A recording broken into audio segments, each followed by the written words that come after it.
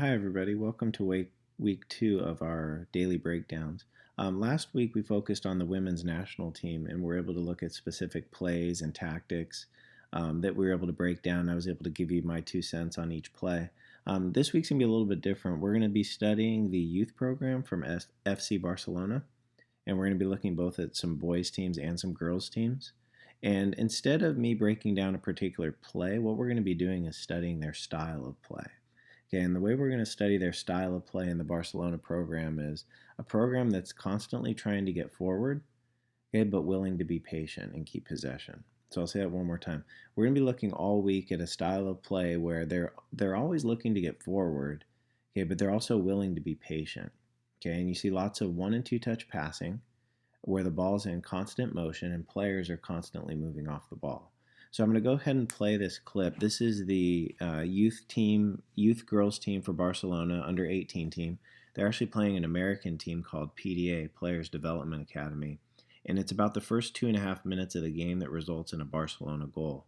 Okay, but again, what we're looking for is we're looking to kind of just get an overall view of their style of play, which is constantly probing, constantly looking to get forward, okay, but being willing to be patient in the process. So I'll go ahead and play. There is going to be a change in the starting goalkeeper, although she has played the hero in the second half. Michelle Fuster is going to be protected in front by Calderon and Galvez, and up front, Magali Capdevila returns. Meanwhile, for Player Development Academy, they also have a few changes. All right, so I'm going to go ahead and set up till we get to the kickoff here.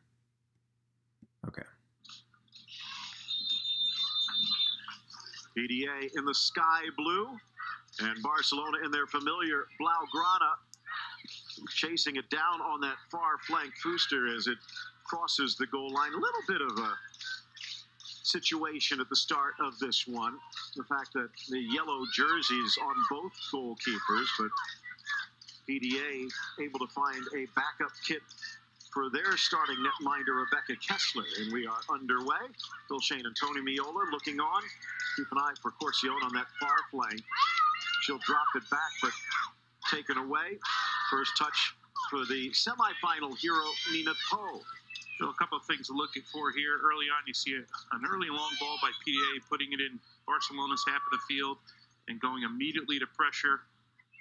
How does Barcelona deal with the pressure from this side? We saw last night they grew into the game, and what happened to LAFC Slammers last night is I think eventually they got tired chasing the ball. This is a very technical side in the midfield.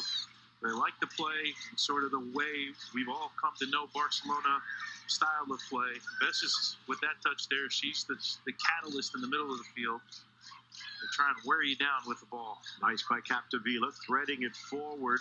Martret, who got the start, back to Capdevila, slapped away, rebound, knocked home! Opening goal just 2 minutes in, and they get off to the early start. Barcelona. All right, so I'm going to go back to when the play really pretty much started to develop here. So PDA played a long ball into the corner, maybe hoping to try and pin Barcelona back there and maybe high press them. Barcelona does, actually, it's a series of about 17 passes and a finish. And then in the process of those 17 passes, what I draw your attention to is Barcelona tries to go forward twice. Okay, they try and play it through a midfielder, and then the outside back actually gets it and tries to drive up the field, and they end up reshaping it twice before their third ball forward. Their third opportunity to go forward actually starts to break through the midfield, and then they get into the box. So again, we're looking at a style of play that's constantly looking to go forward, okay, but being willing to be patient. First touch for the semifinal hero, Nina Poe.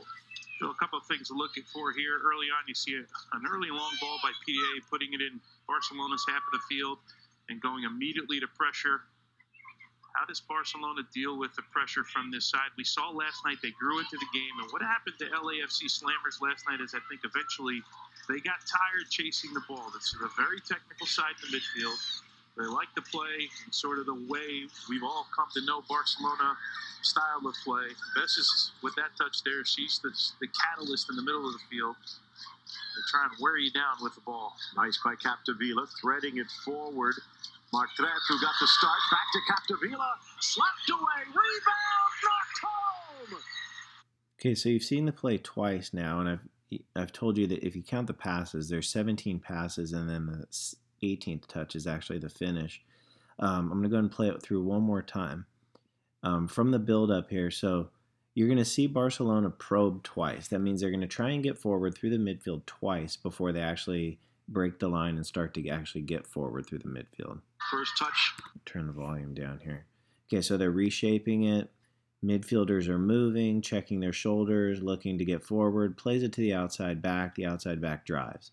Okay, and this could be their opportunity to get forward. Now, she ends up getting walled off a little bit here. This outside back decides, okay, I can't get forward, pulls the ball back. Okay, keeps the ball moving, 1 and 2 touch. Can we get forward? No, it's not there. Let's step on it and reshape it. Let's get it back into the midfield, okay? Now, obviously, number 8 is their holding midfielder. She's kind of the engine that drives the team. She keeps the ball moving with a one-touch bump. Okay, can we get back into the midfield? Yes, so let's play the checking 8. Okay, so the 8 gets it, plays it to the holding midfielder, the 6, and now the 6 says, okay, it's time to get forward. Okay, she's going to do a wall pass. Okay, she's going to play it into the 9's feet. Okay, so there's the 9. So the center forward check down. Obviously, she has a really good technical turn here. Okay, but at this point, they feel like they've now gotten forward successfully after being a little bit patient, and now they kind of smell blood in the water, and it's time to get into the box. So the 9 checks. She has a great turn here. She plays a split ball to a running winger. Splits the defense, breaks the line, and now check this out. Now the movement off the ball by that forward. She doesn't just play a split ball. She makes an aggressive attacking run that overlaps to get into the box. Here it is.